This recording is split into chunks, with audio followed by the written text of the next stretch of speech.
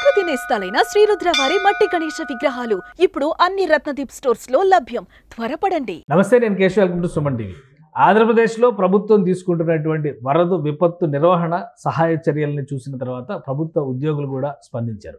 పెద్ద ఎత్తున విరాళాలు ఇచ్చేందుకు ముందుకు వస్తున్నారు. వీరితో పాటు రాష్ట్రంలోని అనేక మంది ప్రముఖ సంస్థలు కూడా విరాళాల ద్వారా బాధితుల్ని ఆదుకునేటువంటి ప్రయత్నాలు చేస్తున్నాయి. ఈ అంశాన్ని విశ్లేషించేటువంటి ప్రయత్నం చేద్దాం. మనతో పాటు చంద్ర శ్రీనివాస్ గారు, పొలిటికల్ అనలిస్ట్. చంద్ర శ్రీనివాస్ గారు నమస్కారం. నమస్కారం అండి. ఈ విరాళాల విషయంలో పవన్ కళ్యాణ్ గారు ఒకేసారి ఒక మెగా విరాళం ప్రకటించడం, తర్వాత వరుసగా చాలా మంది రావడం, ప్రభుత్వ సిబ్బంది ఇనిషియేషన్ తీసుకోవడం అనేది కూడా చాలా ఆసక్తికరంగా మారింది. తెలంగాణలో కూడా రెస్పాండ్ అయ్యారు.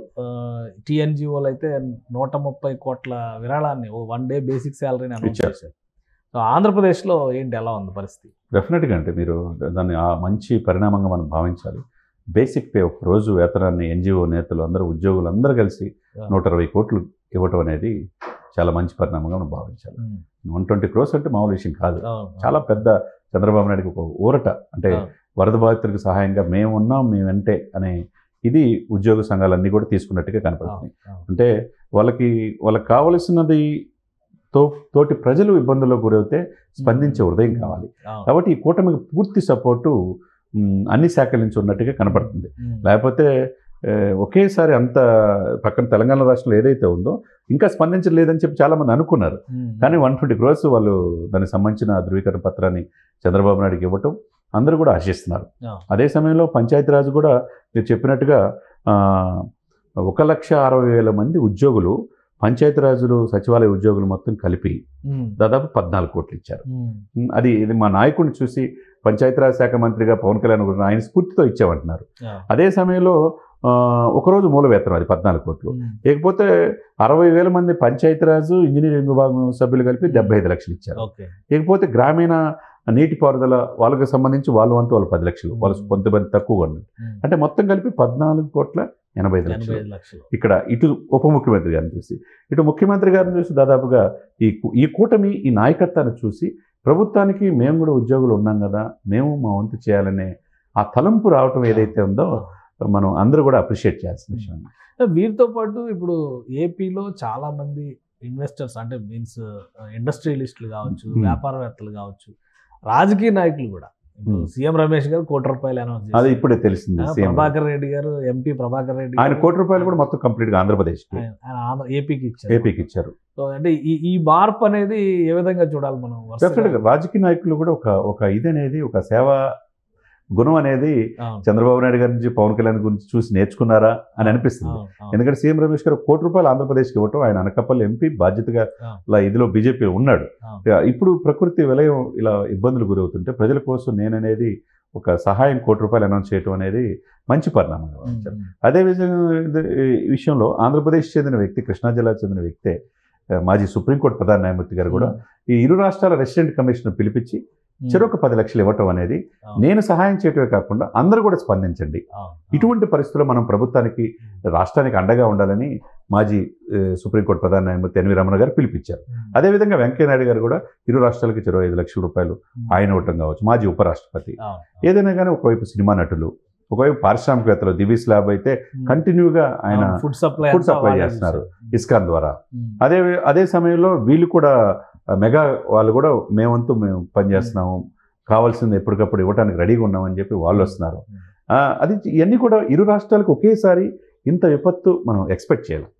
ఇటు కృష్ణమ్మ ఇదే అయినట్టుగా అటు సైడు ఖమ్మం జిల్లా మొత్తం అతలాకుతలమై ఇప్పుడు కూడా బయటికి రాలేని పరిస్థితిలో ఈ బురద పేరు ఇప్పుడు ఒక రకంగా తేరుకున్నట్టుగా మనం చూడొచ్చా? 2 రాష్ట్రాల్లో కూడా అదే వర్షం అనేది ఎర్లీ మార్నింగ్ మళ్ళీ పడతా ఉంది. ఈ 2-3 రోజులు మనం అయితే కానీ తేరుకున్నట్టు కాదండి. సో దాదాపుగా సహాయక చర్యలు అయితే ఆల్మోస్ట్ అందరికీ రీచ్ అయినట్టు భావించవచ్చు. డెఫినెట్గా డిజాస్టర్ మేనేజ్మెంట్స్ కేంద్ర ప్రభుత్వం పూర్తి సహకారం, అవసరమైన హెలికాప్టర్లు పంపించారు. ఎక్కడ విపత్తుల బృందం అయితే ఉన్నారో, ఎన్డీఆర్ఎఫ్ దళాలు అయితే అటు తెలంగాణలో కావచ్చు, ఆంధ్రప్రదేశ్లో కావచ్చు, నిద్రపోకుండా పనిచేశారు.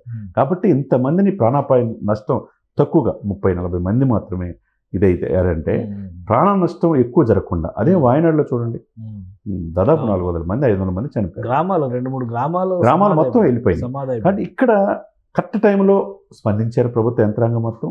అందరూ స్పందించబట్టే ప్రాణ నష్టం ఎక్కువ జరగకుండా ఆస్తి నష్టం మాత్రం విపరీతంగా జరిగింది. వీళ్ళు ఎంత దానాలు ఎన్ని డొనేషన్ చేసినా వాళ్ళ నష్టం పూడ్చలేదు. కాబట్టి కేంద్ర ప్రభుత్వం ఉదారభావంతో కేంద్ర ప్రభుత్వం కూడా ఒక ప్రతినిధి బృందం ఆల్రెడీ పర్యటించడం మొదలుపెట్టింది, ఏపీలో అడుగు పెట్టారు. వీళ్ళు ఒక ఎస్టిమేషన్ వేసి ప్రభుత్వానికి నివేదిక ఇచ్చి విపరీతమైన నష్టం అంటే జాతీయ విపత్తుగా ప్రకటిస్తే ఎక్కువ బెనిఫిట్ నష్టపోయిన ప్రజలకి బెనిఫిట్ అవుతుంది. అదేవిధంగా అమిత్ షా గారు కూడా ఆయన ప్రత్యేకంగా ఆయన హోంశాఖ నుంచి ఒక బృందాన్ని కూడా పంపించారు. ఇరు రాష్ట్రాలు ఒకే టైంలో ఇలా జరగటం అనేది ఫస్ట్ టైం అనమాట.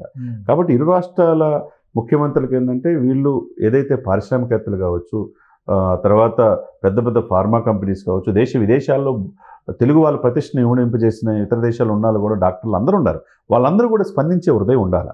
ఆపన్నహస్తం ఇస్తే గనక కొద్దిగా వీళ్ళకి వెసులుబాటు ఉండి త్వరితగతిన ఎప్పుడైతే తేరుకోవడానికి అవకాశం ఉంది. ఎందుకంటే రోడ్లు పునరుద్ధరించాలా, రోడ్లు మొత్తం ఇదైపోయింది, బ్రిడ్జీలు, రైల్వే ట్రాక్లు కంప్లీట్గా పోయినాయి, ఇల్లు పూర్తిగా ఇదైపోయినాయి, ఈ బురదతో పేరుకుపోయింది 1 floor వరకు. దానికోసం ఆంధ్రప్రదేశ్ నుంచి అన్ని ప్రాంతాల నుంచి ఫైర్ ఇంజిన్లు తీసుకొచ్చి ఆ పనిలో వాళ్ళ యంత్రాంగం ఉంది. రెవెన్యూ డిపార్ట్మెంట్, పంచాయతీ రాజ్ శాఖ సంబంధించిన అందరూ కూడా సమాయత్తమై వాళ్ళు త్వరితగతిన నిర్ణయాలు తీసుకుంటా ఎప్పటికప్పుడు నిధులు ఆటంకం లేకుండా రోడ్లు వేస్తే ఇవన్నీ కూడా సాల్వ్ అవుతాయి. ఒక ప్రాంతం నుంచి ఒక ప్రాంతం ఈ బురదని తీసేసేయాల. తర్వాత వాళ్ళు ఇబ్బంది లేకుండా ఓన్లీ కట్టుబట్టలతో ఉన్నారు, మొత్తం సర్వస్వం కోల్పోయారు. వాళ్ళకు కూడా అన్ని ఫెసిలిటీస్ కల్పించాలి. ఇవన్నీ రావాలంటే ఏదైతే ఇప్పుడు జరిగిన ఇది ఉద్యోగులు ఎలా అయితే స్పందించారో 100 కోట్ల రూపాయలు 120 కోట్లు అప్పటికప్పుడు ఇవ్వటం అంటే మామూలు విషయం కాదు కదండి. వాళ్ళంతా కూడా వాళ్ళు ఫ్యామిలీలు ఉద్యోగులు వాళ్ళ మీద డిపెండ్ అయి ఉండాలి కదా. అది మంచి పరిణామం. అదేవిధంగా పంచాయతీరాజ్ లాగా ఇరిగేషన్ డిపార్ట్మెంట్ ఏదైతే ఇస్తున్నారో మిగతా శాఖలు కూడా దృష్టిలో పెట్టుకొని మిగతా ఎవరైతే ఈ రాష్ట్రాల్లో వ్యాపారాలు చేసుకుంటున్నారో అది హోటల్ ఇండస్ట్రీస్ కావచ్చు, హాస్పిటల్స్ కావచ్చు. ఇప్పుడు యశోద ఫస్ట్ డేనే హోటల్ ఇండస్ట్రీ మొత్తం విజయవాడలో ఉన్న హోటల్ ఇండస్ట్రీ మొత్తాన్ని చంద్రబాబు నాయుడు గారు ఇచ్చేసారు, అప్పీల్ చేశారు, వాళ్ళు స్పందించారు. అదేవిధంగా ఇప్పుడు యశోద హాస్పిటల్ ₹1 కోటి విరాళం ఇచ్చారు తెలంగాణలో. అట్లా కిమ్స్ కావచ్చు, యశోద కావచ్చు, అపోలో కావచ్చు, మెడికవర్ కావచ్చు, చాలా చాలా కార్పొరేట్ సంస్థలు. ఒక అరుదైన సందర్భం, మానవత్వాన్ని చాటుకోవాల్సిన అవసరం ఉన్నది. ఎమ్మటే ఇరు రాష్ట్రాల ముఖ్యమంత్రులకి ముఖ్యమంత్రి సహాయ నిధికి బెనిఫిట్ కనుక వాళ్ళు చేస్తే వాళ్ళు చేసే సహాయం ఏదో దానికి ఉపయోగపడుతుందండి. రైట్. థ్యాంక్ యూ చంద్ర శ్రీనివాస్ గారు. ఇది ఏపీలో తెలంగాణలో జరిగినటువంటి విపత్తుల నుంచి ఇప్పుడిప్పుడే తేరుకునే పరిస్థితులు కనిపిస్తున్నాయి. వాతావరణం అనుకూలిస్తే కనుక వీలైనంత వేగంగా ఈ ప్రాంతాలు విపత్తుల నుంచి బయటపడేటువంటి అవకాశం ఉంది. ఇక పెద్ద ఎత్తున వితరణశీలతను చాటుకునే ప్రయత్నం చేస్తున్నారు ఏపీలో, తెలంగాణలో కూడా ఉద్యోగ సంఘాల నాయకులు, ఉద్యోగులు కూడా అందరూ కలిసి దాదాపు తెలంగాణలో 130 కోట్ల రూపాయలని డొనేట్ చేస్తే ఏపీలో 120 కోట్ల రూపాయలు ప్లస్ పంచాయతీరాజ్ శాఖ నుంచి మరొక 14,85,00,000 రూపాయల చొప్పున విరాళాలు ఇచ్చారు. అదే స్థాయిలో మిగతా వారు కూడా స్పందిస్తున్నారు. అలానే ఇది ఒక మానవత్వానికి సంబంధించినటువంటి అంశం కాబట్టి వీలైనంత ఎక్కువ మంది స్పందించి వారందరూ అక్కడ ఉన్నటువంటి ఈ వరద వలన ప్రభావితమైనటువంటి జీవితాలని ఆదుకోవడానికి ముందుకు రావాలని సుమన్ టీవీ కూడా ఆశిస్తుంది. ఇది special discussion. Keep watching. Suman టీవీలో మీ పర్సనల్ అండ్ బిజినెస్ ప్రమోషన్స్ కోసం కింది నెంబర్కి కాంటాక్ట్ చేయండి.